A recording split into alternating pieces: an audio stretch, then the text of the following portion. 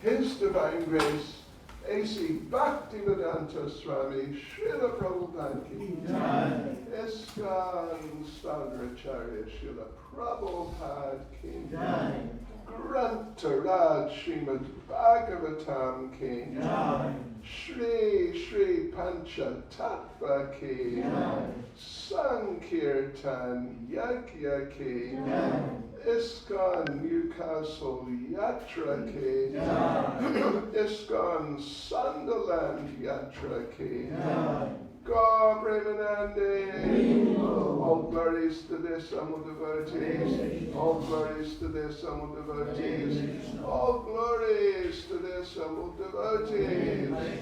All glories to Sri Guru and Sri Gauranga. All glories to Srila Prabhupada.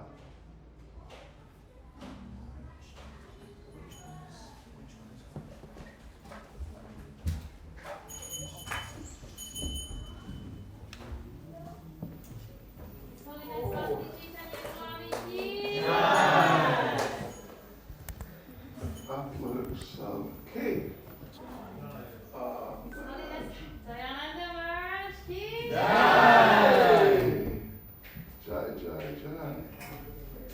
Yes. Well, devotees, here we go again. We are going on our great Govardhan Parikrama. But this time your feet will not be sore. You will not feel tired. Oh, it's just such a nice way to do it. So let us begin by chanting our prayers first of all. Om Namo Bhagavate Vasudevaya.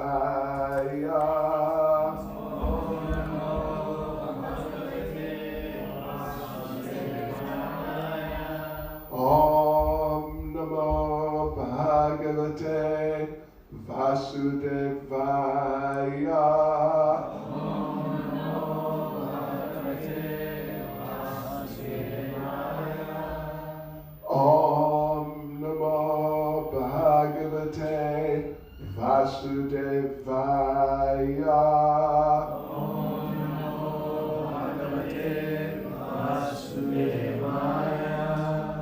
Nama Om Vishnu Padaya Krishna Prestaya Bhutale Srimati Bhakti Vedanta Swami Niti Namane. Namaste Saraswati Devi Gauravani Pracharane. Nirvishesha Shunyavadi Paschachardesh Harane. Vancha Kalpa Tarubhyascha Kripa Sindhubhya Eva Cha Patitanam Pavanebhyo Vaishnavebhyo Namo Namaha. Sri Krishna Chaitanya Prabhu Nityananda Shri Advaita Gadadhara Srivas Adi Gaura Bhakta Vrinda. Hare Krishna, Hare Krishna, Krishna Krishna, Hare Hare, Hare Rama, Hare Rama, Rama Rama, Hare Hare. So devotees, welcome, warm, extremely warm welcome. And how are you all? I mean, depending on which language you speak, Kimanya, what would we say? Apka Swast, Casey Hay, or, whatever. Saukyama. Oh, there it is there? Saukyama. Saukyam. Okay, Saukyam. Yes, right. So, we are continuing, or sort of starting really.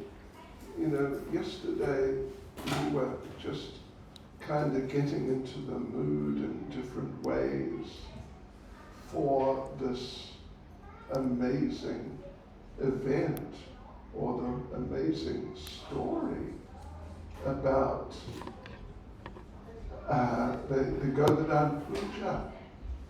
Sure. Really amazing. So, what happened? Well, you remember, Lord Krishna was interrogating his father.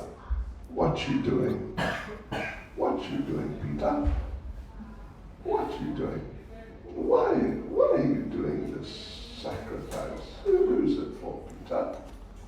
And, well, we described that, didn't we, yesterday, that Nanda Maharaj tried, you could say, he tried to explain in meaningful ways or in such ways as to convey the meaning that we are preparing for a great Indra Puja, because we, as farming people, as cowherds, we are dependent on the rain for our cows and our cow herding activities.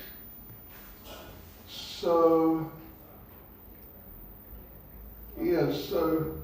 anyway, Lord Krishna managed to convince him that we're not going to do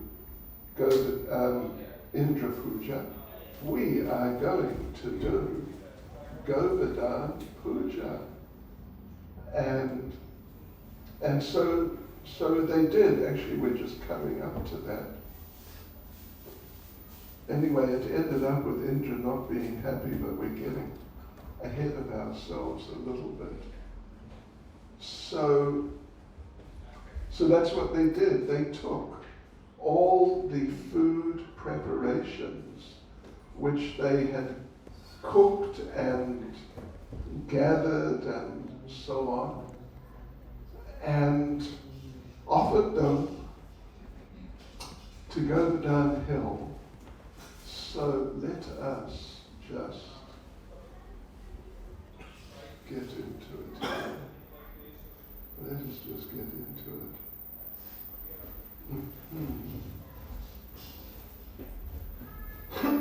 Yes, indeed. So let me see, let me just get my notes together here. Where am I? Here I am.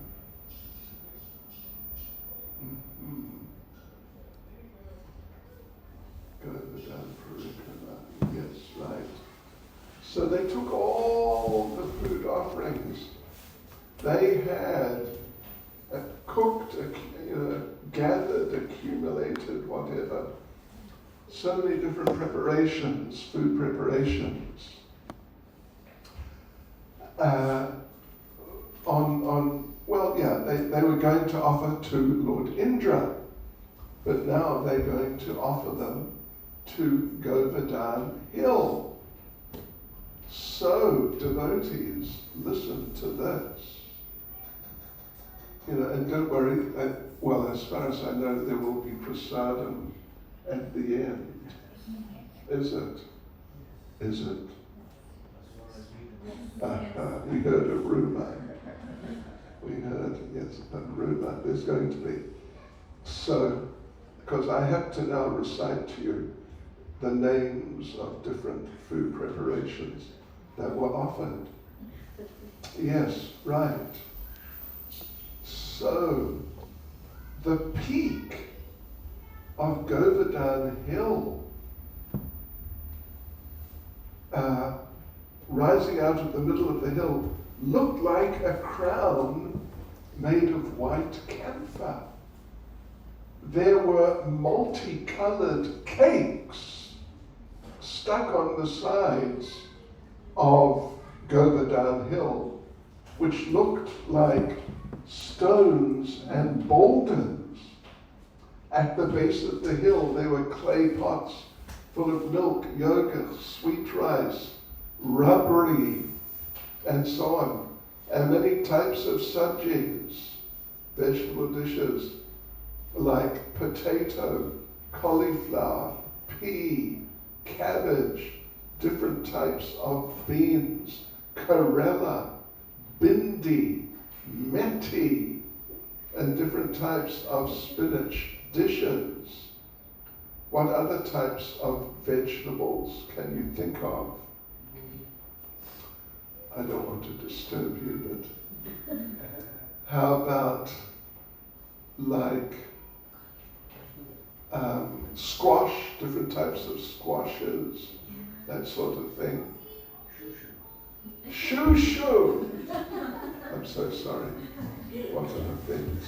I forgot about shoo-shoo. Have you met shoo-shoo before? Well, you have. You're from the land of shoo-shoo. If not, pumpkins? What can I say? No, you've missed out. Lost 10% of your life. Pumpkin, butternut, and things like that. And broccoli. Oh yes, they had broccoli. And what else? Cauliflower. Huh? Cauliflower. Cauliflower. Cauliflower. Oh, cauliflower. Gobi. Gobi, bund gobi. Yeah. Anyway, you get the idea, don't you? And, I can inform you, devotees and friends, you may not know, I don't know. Is anyone here from Russia? No Russians here. Don't say that. You say that. We don't talk about that.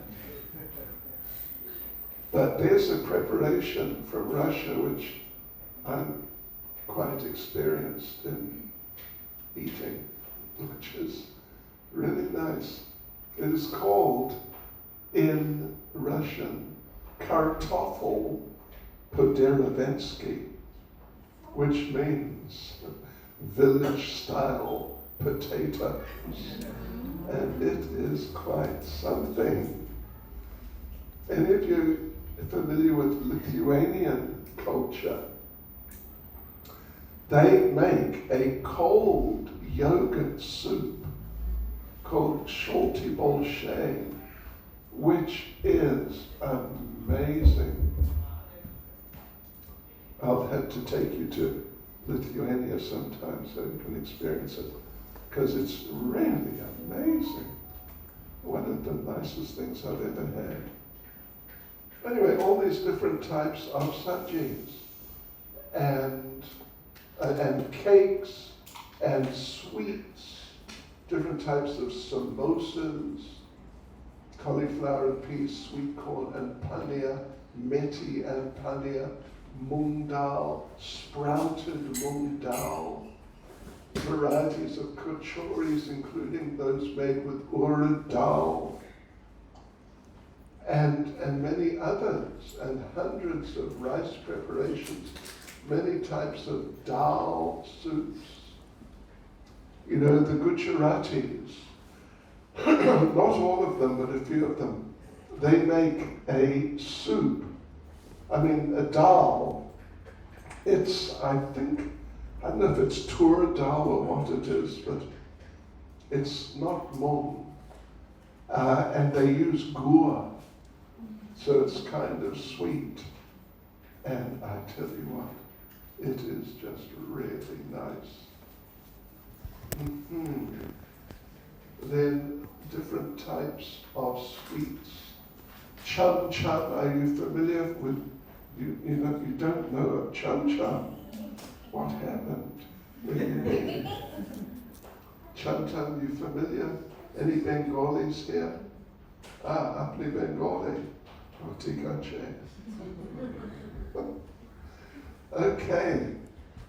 Yeah, well, you know what's best is Malai. You know Malai chum chum? Oh boy. You know what Malaya is, okay? Yeah, well, you've missed out. We will indoctrinate you in the future. Yeah. And there along the sides of the hill, in fact, if you walk along the sides of the hill, through the area which is called, or it's known as Anakukshetra, means the area more or less from Govardhan town or a little past Govardhan town, then coming to the village of Anior. You see along the side of the hill, means the what would you say, eastern side. It's sort of, there are dips and rises and like that. There were lakes of sweet rice, kheer, which you could dive into and you could drown in. What a way to go. You got to go. I mean, we all got to go sooner or later, but when the time comes, we can just dive in there. Yeah. Very auspicious. Yes, right. All in all, there were many thousands of food preparations placed along the hill from, if you're familiar with the geography of the hill, from after Govardhan town, then you come to the sort of Dan Gati area. From there till Govinda Kund, it's about 5 kilometers. It was just all these different food preparations. 5 kilometers along, 1 kilometer coming out. It was quite incredible, actually. And they were offered to Govardhan Hill. Yes. And so there were thousands of preparations. You know, there's one temple in Mathura. I'm sure many of you have heard me mention this. There's a temple in Mathura called the Dwarkadish Temple. And on Govardhan Puja Day, they call it Anakut, which means a mountain of food. But on that day, they offer generally at least 3,000 different food preparations. And I don't know, usually the ladies are very good at cooking, although I have heard it said that men are the best cooks, but anyway, let's not get into it. But can any of you ladies cook? Do you know 3,000 different food preparations? I don't think so. That's a lot. It's a lot, but having said that, Srimati Radharani cooks for Krishna every day since there was no beginning, actually. Just, you can't say centuries or thousands of years. You can't even say millions of years or billions of years or zillions of years. She's been cooking every day for Krishna, usually twice, lunch and like evening supper type of thing. And she has never repeated one preparation. Can you imagine that? Can you cook? No, okay. Anyway, I know you ladies can cook. But anyway, this is very phenomenal. So they cooked all these things and then offered them. So they're all laid out 5 kilometers along the hill, 1 kilometer coming out. All these different preparations, rivers of milk, lakes of yogurt. Can you imagine? Waterfalls of ghee. Waterfalls of ghee. This is just another dimension also, just another dimension altogether. And some of the areas where these were placed on the ground in front of the hill, but also on the hill, on the actual hill, they became known, those areas of the hill became known in terms of the names of the food preparations which were placed there. You get the idea? And yes, like, you know what a plateau is? It's sort of a flat area. It's up. It's not just like, normal flat ground, but it's up on a hill or a mountain as a plateau. So there were plateaus there. And one of them became known as Pakora Plateau. Yes. Oh yes, Pakora Plateau. Then there were gorges. You know what a gorge is? It's sort of like sharp. It goes down quite sharply in the middle or on the side of a mountain. So there were gorges, different gorges, some of them called Green Chili Gorge. Do you like green chilies? Oh, he does, okay.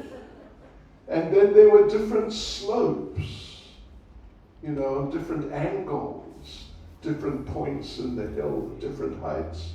Some of them, one of them became known as Sandesh Slope. Yeah. Then there were passes. You could go through in some places, pass through to the other side. So one of them, very famous one, was called Panir Pass. And there were ridges. Ridges mean sort of high areas which sort of go along, come up to a sort of bit of a peak, but it extends along across for some distance. And there was a famous one called Ravioli Ridge. Now you might think ravioli, 5,000 years ago, how is it possible? It's Italian. Well, there was also, there was Pakora Plateau, there was Pizza Plateau also. So some devotees think that pizzas should not be offered because they are not Vedic. They're sort of recent creations. This is what some, not properly informed devotees think. But little do they know that pizzas are actually Vedic. And you know the story, don't you? I'm sure you all know anyway. That a pizza, the question is raised, what's a pizza? A pizza is a God-realized roti.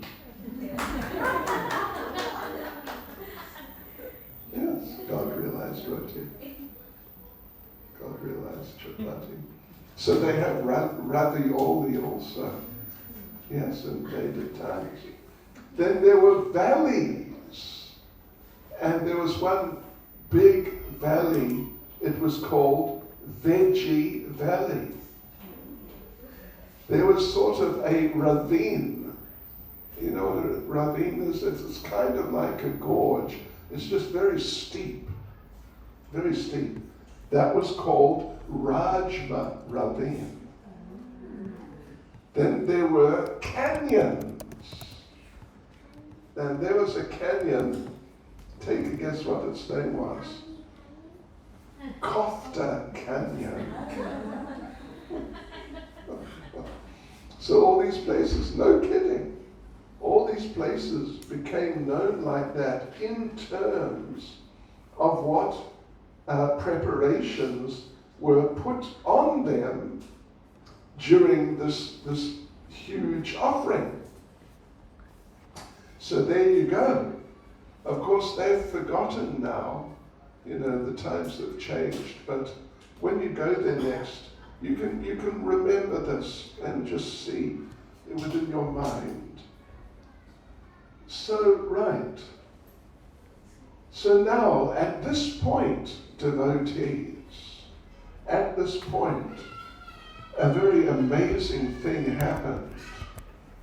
Lord Krishna, who's standing there in front of the hill with all the Brijbasis, Lord Krishna expanded into a gigantic form like Govardhan Hill, which was sort of hovering over the top of the actual hill.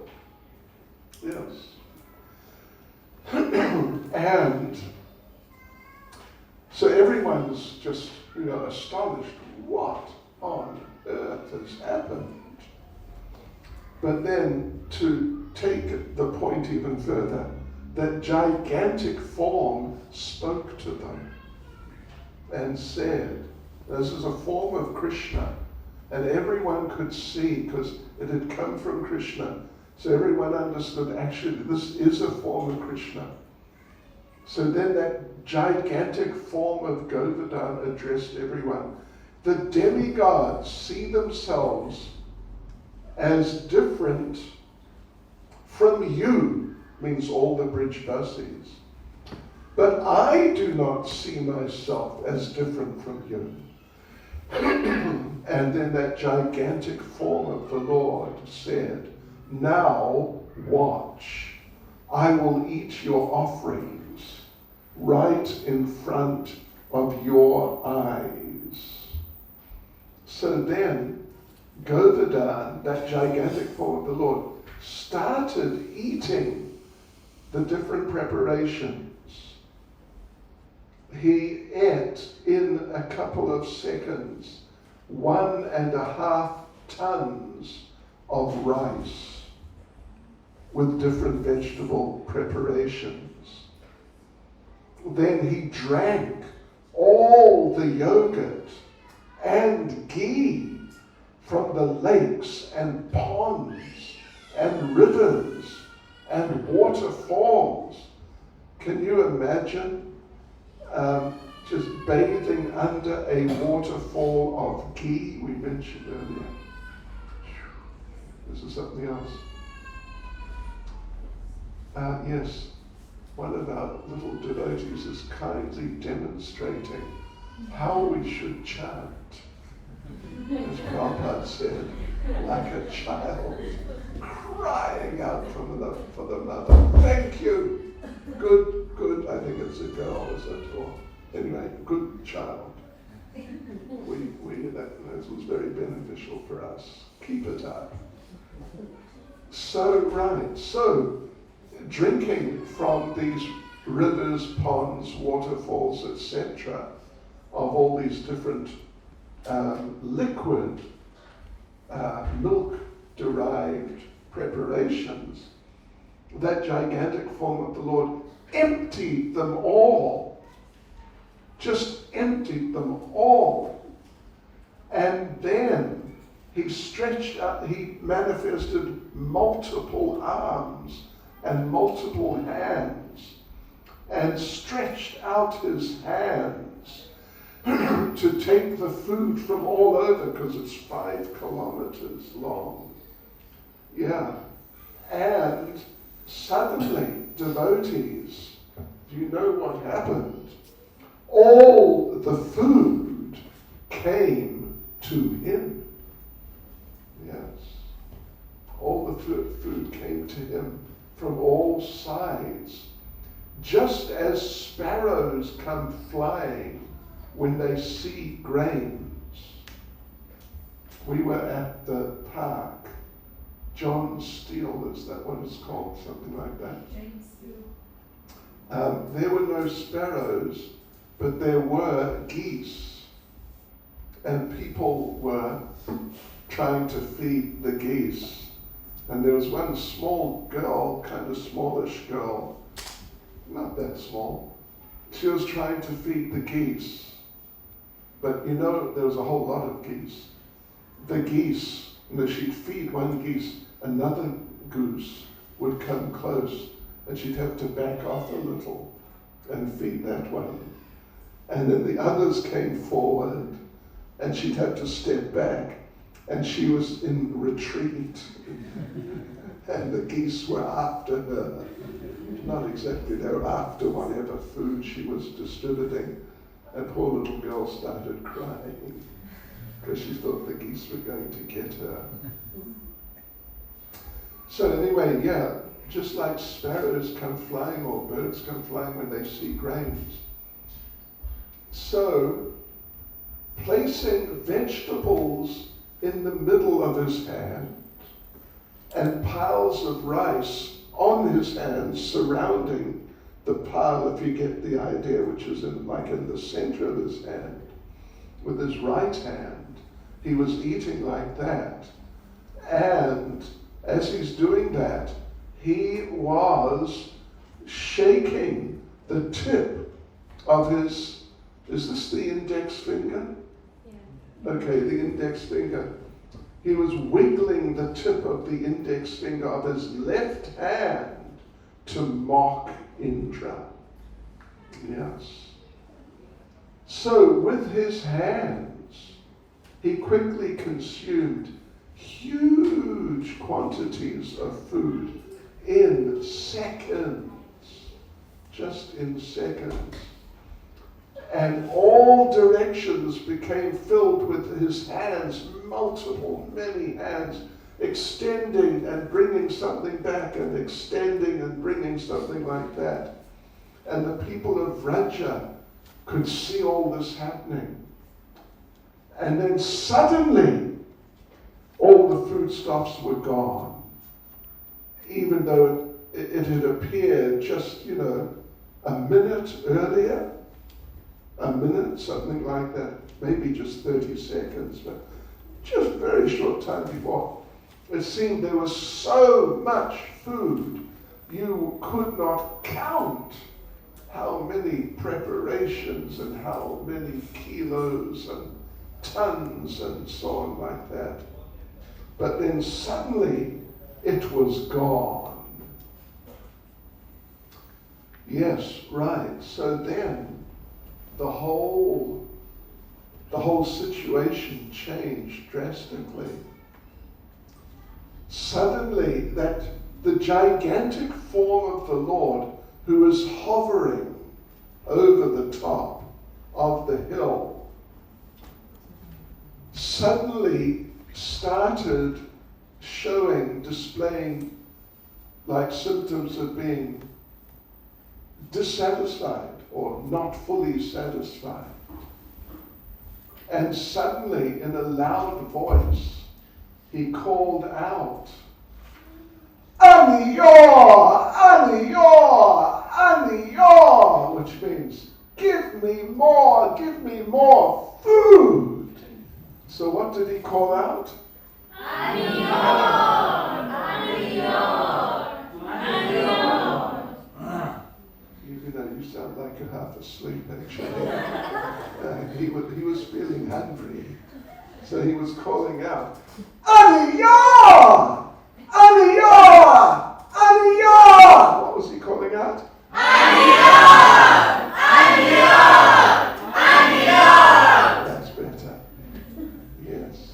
Don't worry, Prasadam's coming. Yes. So the bridge buses are standing there, this whole spectacle is just beyond belief in so many ways.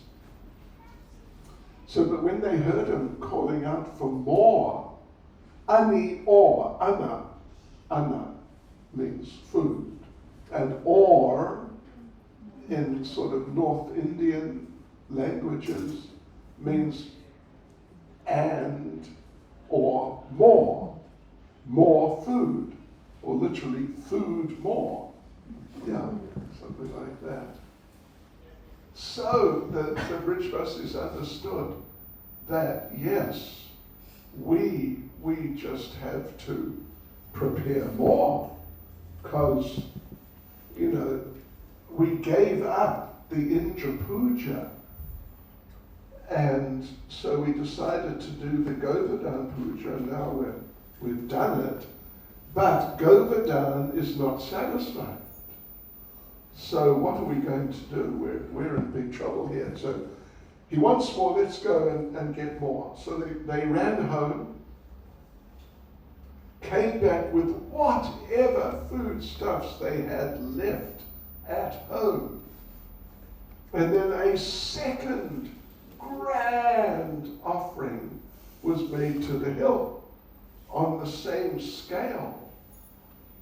Then that huge form of Govardhan hovering over the hill consumed it all in seconds. And to everyone's amazement, he started calling out again. What did he call out?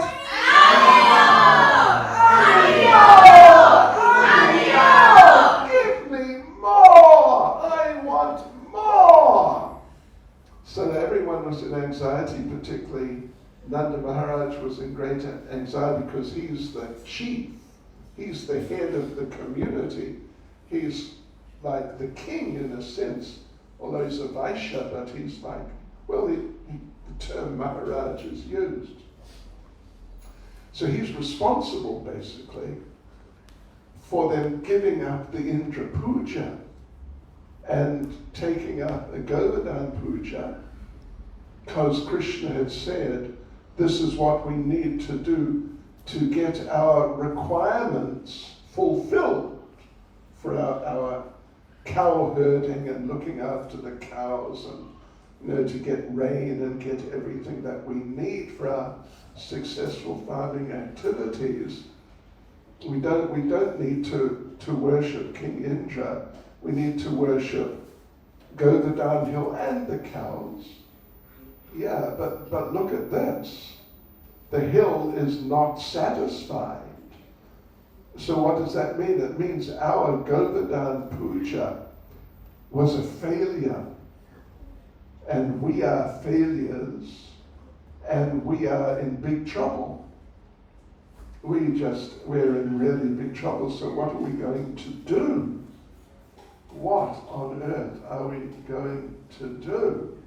So then, now, Lord Balaram stepped forward. And Lord Balaram, of course, is a very interesting person. We focus, obviously, on Krishna a lot more than Balaram. Like amongst all the demons that Krishna, most of them he killed, not all of them, but most of them he killed in his Vrindavan Leela. At least the main ones are mentioned in the Bhagavatam, 10th canto, and there are, if I remember correctly, 21. Only 2 of them were killed by Lord Balaram. Only 2. Gentlemen, can one of you tell me one of the demons killed by Balaram as described in the 10th canto? Prabhu. In Vrindavan. That's by Dwarika. Prabhu. Wow. Good boy. Pralambasura. That's right. Dhenukasura. Huh? Dhenukasura? Oh, okay. Yes, I was going to ask the ladies, but very good, Dhenukasura. So, yeah, otherwise all the rest, the great majority were killed, but not all of them. Like Kaliya was not killed, and 1 or 2 others were not killed as such, but Krishna was the one who either killed or just dealt with the rest.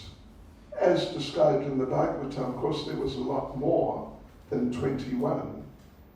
There was normally 2 a day.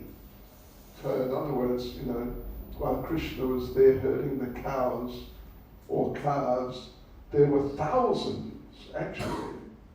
There were thousands.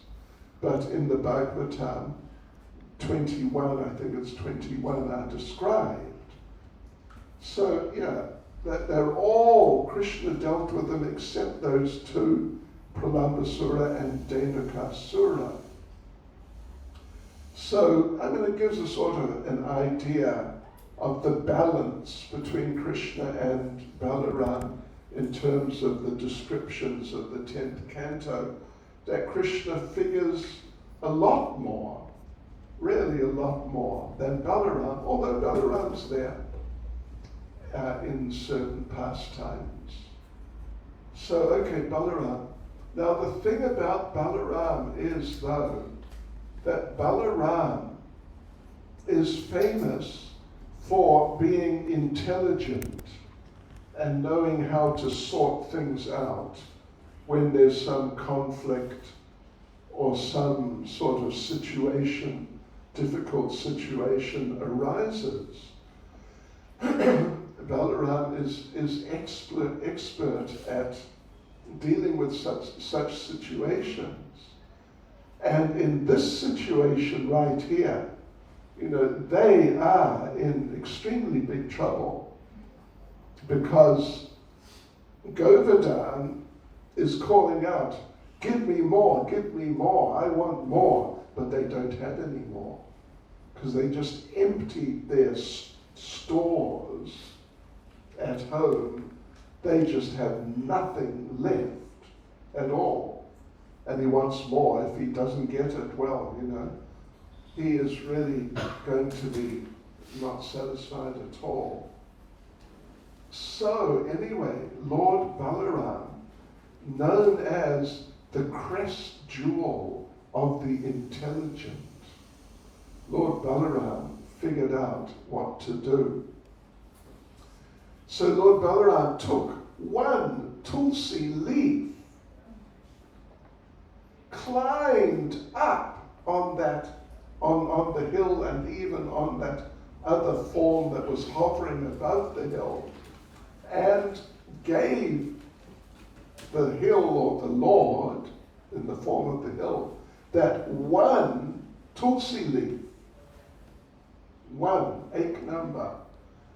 And the Lord took that tulsi leaf and started sucking it. This is kind of, you know, I mean, we may chew on them, what could we do, but the sort of classical way of dealing with tulsi, when, you know, like leaves, offered leaves are given to you, is you suck them. So he sucked that one leaf, and then he became completely satisfied, and no more aniyor. Yes. So the sacrifice was a great success. And the thing is, it's pointed out that the Lord had been crying out for more simply because he wanted to taste the love of the Brijvasis. So when he tasted the tulsi leaf, everything became complete. And no more aniyor, and so everything was a great success. So everyone is just, you know, in a state of total amazement. The children looked fearful. The youths laughed. The elderly were astonished. And qualified people showed devotion.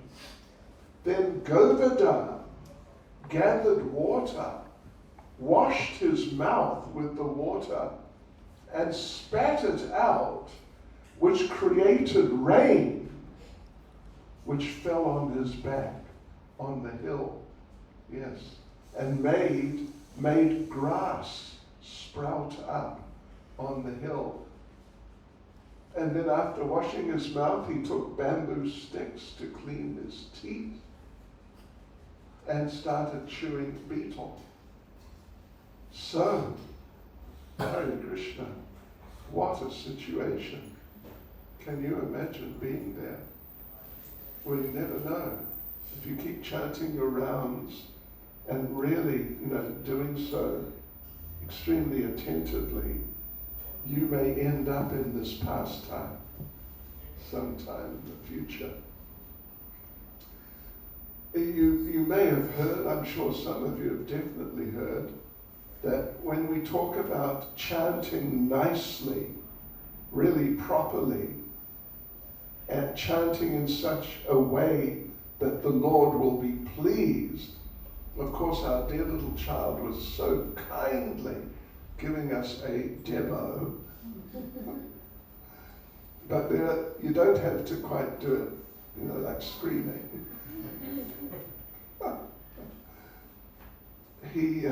We say there are 3 rules when it comes to chanting to really do it properly. First rule is to chant attentively.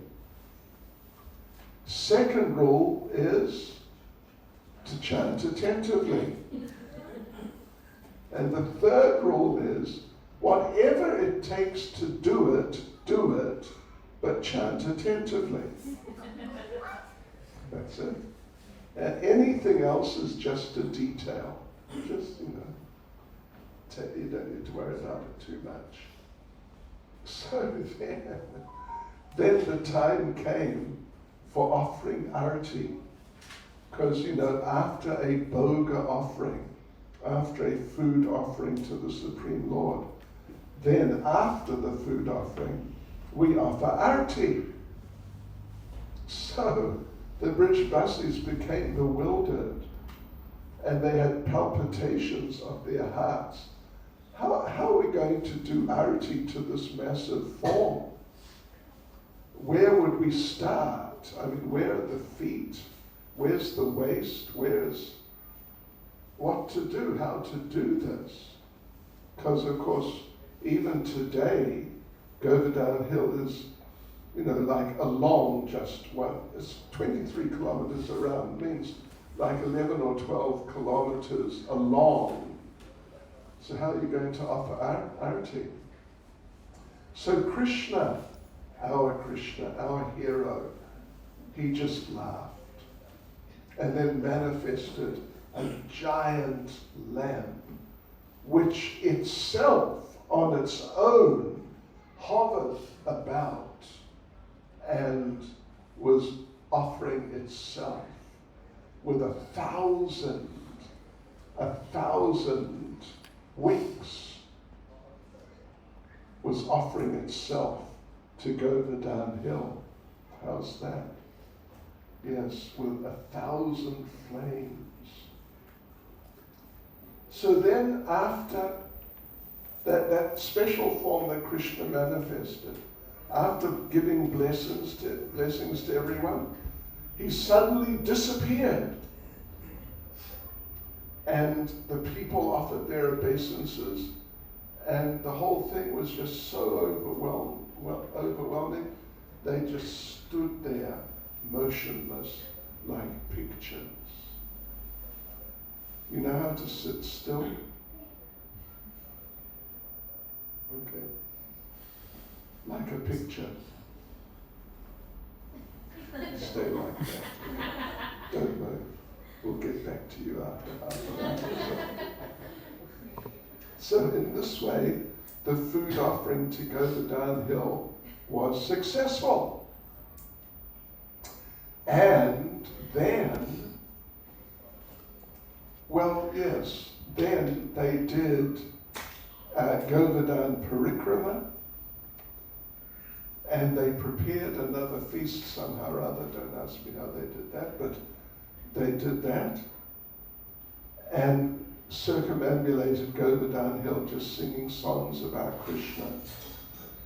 And so the Govardhan Puja was successful and everyone was happy except for one person.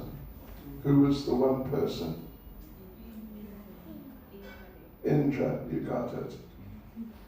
Well, actually, something which isn't in the Bhagavatam, but it is very much in the writings of our previous acharyas, is that the next day was special day, Bratri Dutiya. Are you familiar with that day? I don't know if it's observed I don't know, I think in India it's still observed, means it's Dvitiya, the second day of the moon. Bratri means brother, brothers. On that day, all the girls cook and offer what they cook to their brothers. And of course, you know, in the village, traditional village situation, all the boys are accepted as the brothers of all the girls. So it's just a big thing. And this is described, they performed this Bratri Dvitiya. And particularly, Madhu Mangal was extremely happy because he is a connoisseur par excellence en français. Yeah. When it comes to prasadam, he is the world authority. Yes. So he was so happy. You get the idea? So happy. Getting all this prasadam cooked by all the gopis. And there's a whole description if you look at our Govardhan book. But as he's in the middle of it all, Madhu Mangal said to Krishna, "My Lord, you can do what you like. I want you to declare now, as of now, every day will be Bratri Dvitiya." Yes. So yeah. So but now this is just before Indra reacts. Indra has not reacted yet. It is just now coming. So Indra, yes, he had heard about this. He didn't know what to think about it. He didn't know what to do about it. It was just sort of, it was such a big thing for him because his annual puja, massive, huge event, just got diverted completely. And he just totally lost out. So he didn't really know what to do. It took him a while, it took him like a day or so to figure out that he should do something about it. So he did. So he was furious. He was furious that these bridge buses had diverted this puja, which initially had been intended for him. And he became absorbed in thoughts of revenge. So he spoke a verse. It is, you can find it in the 10th canto, chapter 25, verse 5. 10:25, 5. Vachalam balisham stabtam, adyam pandita maninam, Krishnam martyam upashritya, gopame chakrur apriyam, which from our Bhagavatam translation is, these cowherd men have acted inimically towards me by taking shelter of this ordinary human being, Krishna, who thinks himself very wise, but who is simply a foolish, arrogant, over-talkative child. You know, some children are like that, not all. Sorry. Means over-talkative.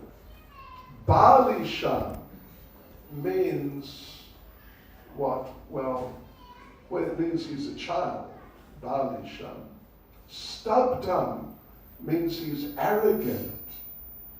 Literally, stabtam means standing up, not bowing down, but under any circumstances just stands up because he thinks, I am cool, and I am so cool, I don't have to bow down to anyone.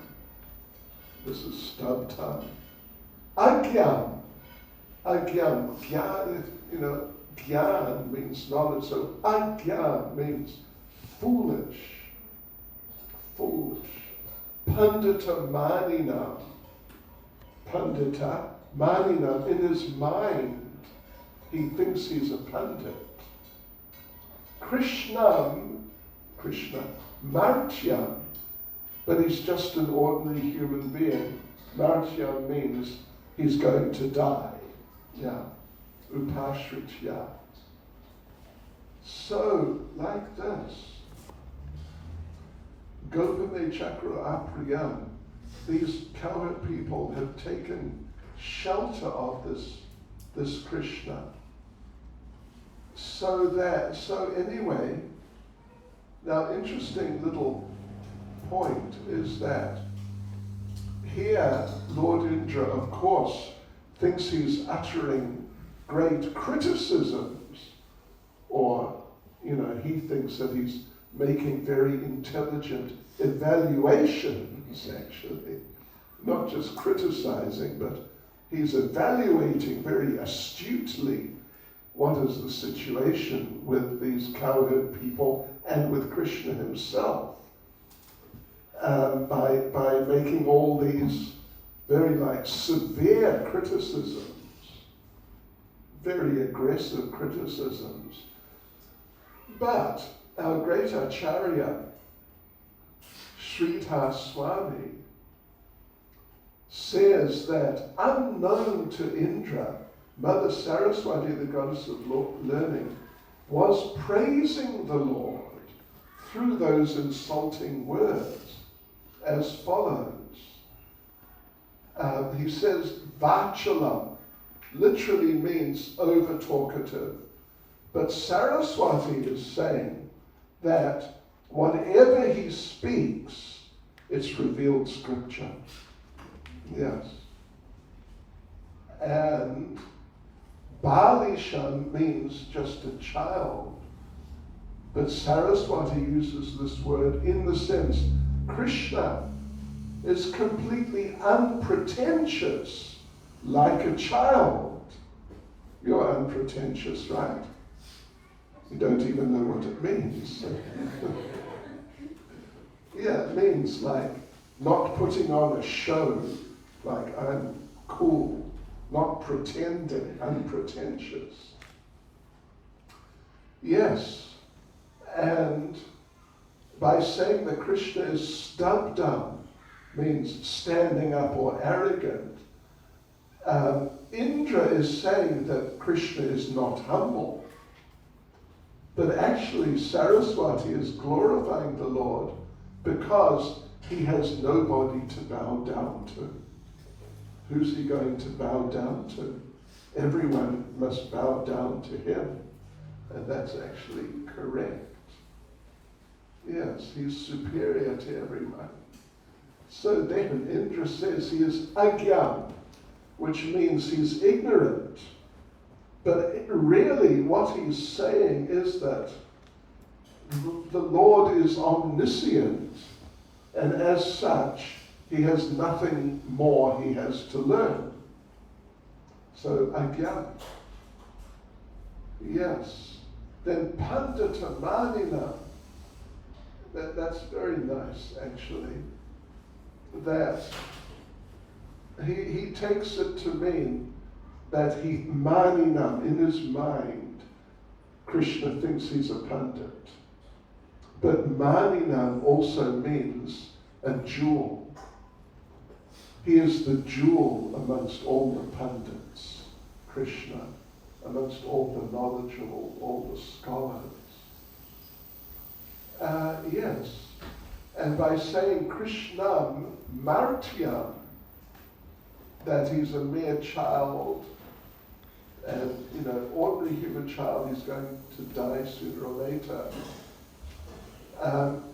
So what he's saying is, Krishna, out of his love for his devotees, he's appeared in a sweet human-like form, which he looks like a person who's going to die after some time. But actually it's just his kindness. He appears like that out of his love for his devotees, even though he is the eternal Lord of everyone. So there you see. Isn't that interesting? Yes. There are a few occasions in the Bhagavatam where people try to criticize Krishna in somewhat similar ways, but by the arrangement of Saraswati, what they say as apparent criticism can be seen to really be glorification. And this is the case there. This is the case there. Right, so devotees. But as far as Indra's concerned, he is fried to the max. Fried beyond the max. He's just over fried. Yes, so now he starts his attack. So he calls on the ferocious Samvartika clouds of universal devastation. So you're capable of destroying the universe, and you're always in that sort of mood, destructive mood. But today I want you to focus on just this one little area of Vrindavan. Go there right now. Inundate it completely with all the water that you would normally use at the time of annihilating the entire universe. Tear Vrindavan apart with howling winds. Leave nothing living. Go immediately, obliterate everything. Kill everyone. Kill Krishna. Kill the cows. Kill everyone.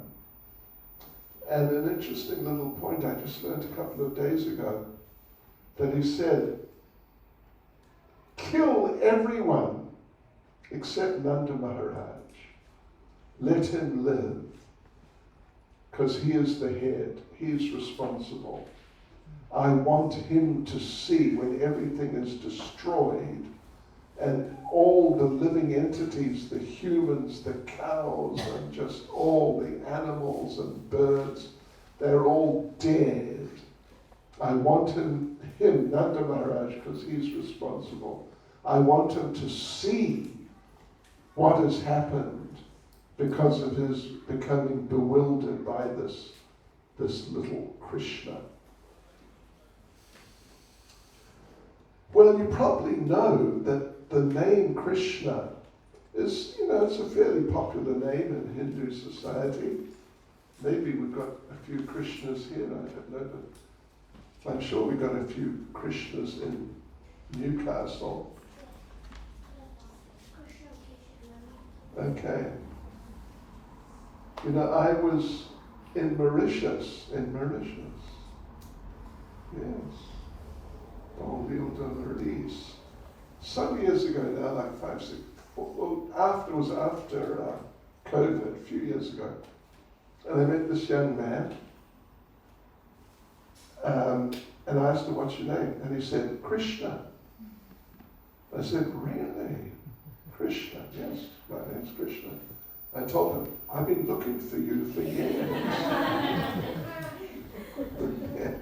It turned out he wasn't that Krishna. He was just, one of the local Krishnas. So Samvartika agreed, we will not return until Vrindavan and its inhabitants are crushed. So the clouds came from the north, means kind of from like Radhakund, Shamakund, that part of the hill. It's kind of the north side. Yes, heralded by a freezing cold wind. First, a huge cloud bank, the color of moss, blocked the sun, and Vrindavan was thrown into darkness. Then another group of black clouds, Shri Shri Panchatattva Ki Jai. Another group of black clouds, as large as the celestial elephants guarding the corners of the universe, quickly spread across the sky. Another group of very dangerous clouds expanded in size and started circling overhead, and a massive cloud bank looking like the Loka Loka mountain range appeared and started expanding on all sides. Some clouds looked like elephants walking side by side. Others looked like crocodiles. Seen a cloud looking like a crocodile? Okay. Haribol. Yes. And some clouds looked like serpents in the sky. Even a sharp axe could not have cut through them. The whole universe became dark. No one in the three worlds could see anything. So, right. So the Brijbasis, they took shelter in wherever they could, under trees, under in courtyards, in cottages. But then they were attacked by the wind, which appeared to fell huge trees. Then the rain started. It fell in columns as thick as the trunks of fully grown banana palms. The cows tried to protect their calves by keeping them under them, but the rain was so violent the cows could not even keep their eyes open. And the bulls, the rain was hitting their horns, bouncing off onto their humps, and then breaking into small pearl-like drops and rolling down their backs. And it tormented and exasperated them. So they lifted up their heads and looked angrily at the clouds, but they couldn't do anything. Then came the hail, harder than rock. Some was as big as motor cars. Did not get hit by one of them. Yes. And thunderbolts seemed strong enough to make the sun fall from the sky. So it was really extreme. It was really extreme. So what are they going to do? Tell us, what are they going to do? They all got the idea. We must take shelter of Krishna. So they chanted, beautiful verse, 10:25:13. 10:25:13. Krishna, Krishna Mahabhaga, Twan Natam Gokulam Prabho, Tratum Arhasi Devan Na, Kupita Bhaktavatsala. Krishna, Krishna, O most fortunate one, please deliver the cows from the wrath of Indra. O Lord, you are so affectionate to your devotees. Please save us also. Very interesting point. You notice the point. You notice they're praying to Krishna, protect the cows. That's what they're praying. And then at the end they say, please protect us too. But they're not saying, please protect us and protect the cows. Isn't that interesting? Please save the cows and save us too. So then Krishna, seeing the plight of the devotees, it's just so extreme, extremely extreme. Krishna responded with Bhagavatam 10:25-18. See, all these verses are from the 25th chapter. Yes, so our devotees say, observing the plight of his devotees, Krishna, in his incomparable wisdom, conquered by the love of Vraja's people and wishing their welfare, and seeing that Indra had become crooked-hearted, revealed the desire in his heart in a compassionate voice, sweeter than honey. Tasmamach charanam goshtam, mannatam mat parigraham, gopaye swatma yogena, soyame vrata ahita. I must protect the cowherd community by my transcendental potency, for I am their shelter, I am their master, and indeed they are my own family. After all, I have taken a vow to protect my devotees. This vow of Krishna's to protect his devotees. Our Acharyas, commentators, they say, this is Krishna's great vow, like his main vow.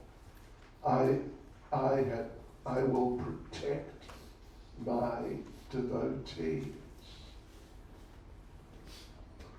So let's see, devotees. So anyway, then Krishna lifted the hill and called all the Brijbasis to come under the hill.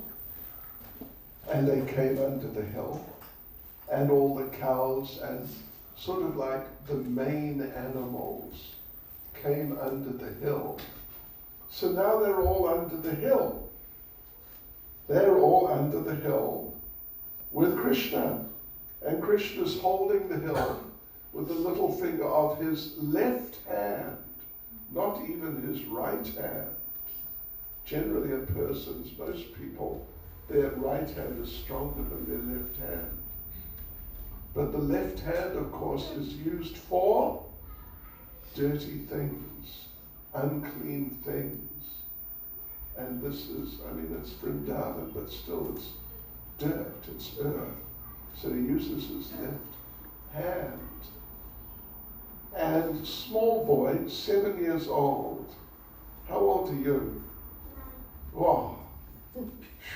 You're a big boy. You're older than Krishna was. Just stand up for a minute with your hand like this. Left hand up. See, everyone? Krishna was 2 years younger. He's big. And look at his t-shirt too. So just turn around so everyone can see you. And again. It's all right. Let the ladies see.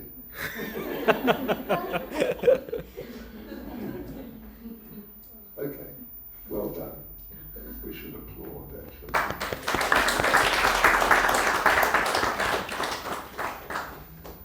Well, we're going to stop soon. I think we should, isn't it? Yeah. What would you say? So there they are, 7-year-old Krishna smaller than Prabhuji. And you're older though, how old are you? 9. Same age. All right. So yeah, the Krishna's just 7, small boy, left hand, with just one finger, not even 2 fingers. Want to speak of 2 hands, but just one finger, and the little finger at that of his left hand. But, interesting point, nobody thought, now hang on a minute, this little boy, big hill, how's he holding it? It's not possible. Nobody thought that. Nobody thought that this is just impossible, completely beyond impossible. It's just like beyond ridiculous that a 7-year-old child can hold a massive hill weighing probably thousands of tons on the little finger of his left hand, but nobody thought that. That they just thought, wow, look at this, look at Krishna. And all they thought really was, well, Krishna was standing there for a while holding it, and the men, Nanda Maharaj and company, they're the men, the leaders, and they're big, strong men. So they're watching Krishna, everyone's watching Krishna holding the hill. And after a while, all the men could think of was, isn't he feeling tired now? He's been holding it for quite a while. He must be feeling tired. Little boy, big hill, let us help him. So they approached Krishna and they said, listen, Krishna, we want to help you. You can take a break. Take a break, and we will hold the hill. No problem. I mean, after all, we're big men. And we have our sticks, which we use for herding the cows, like directing the cows in this way and that, controlling the cows. So we will put our sticks under the hill, and we will hold the hill, and you can take a break. Maybe lie down for a little while. At least sit down. And Krishna said, oh, okay, well, thank you. That's really nice. So are you ready to take the weight of the hill? And the cowherdmen, they're there. They push their sticks under the bottom of the hill. Right, we got the hill. You can let go. And Krishna just slowly let the weight come over on their side, and just slowly, now it's coming down, and they're holding the hill, but it's coming down, and then it's coming down, and it's coming down, and it's really coming down, and they had to sort of squat a bit or something, and they realized, we can't manage it. So what did they do? What did they do? Nadia, are you there? What did they do? Anyway, they called out what the devotees do when they're in big trouble. Krishna, help! What did they call out? Krishna, help! Not like that, They called out, Krishna, help!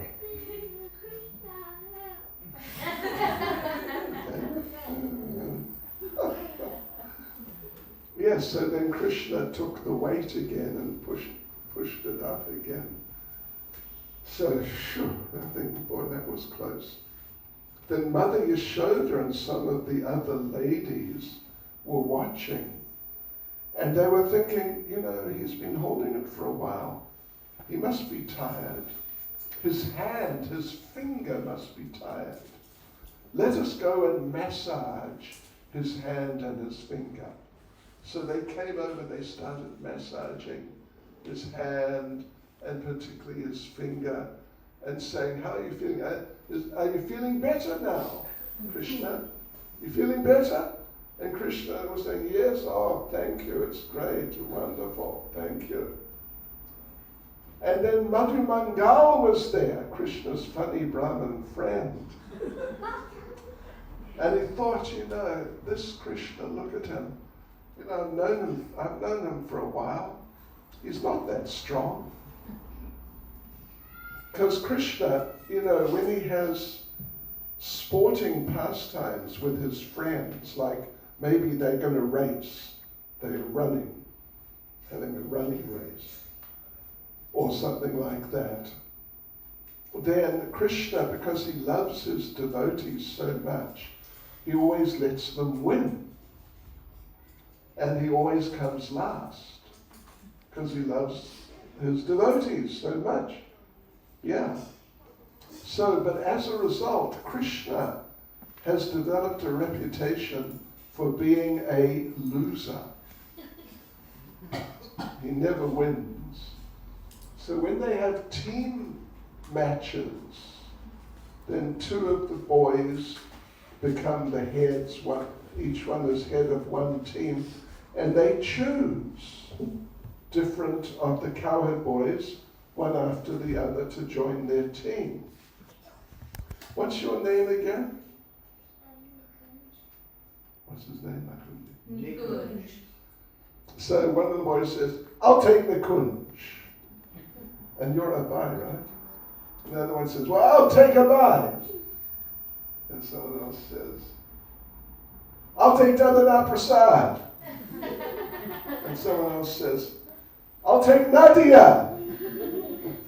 Maybe not Nadia, but they choose the boys one after the other until the only one left is Krishna. And then the one leader says, okay, well, I don't need Krishna, you can have him. And the other one says, no, I don't need him, you take him. So like this. So therefore Krishna has this reputation sometimes. So Madhu Mangal was worried, how is he going to hold this hill? Because he's not so strong. He's not very strong. So Madhu Mangal started chanting Shakti-giving mantras to empower Krishna so he could hold the hill and be able to manage it. And like this, so things were happening there under the hill.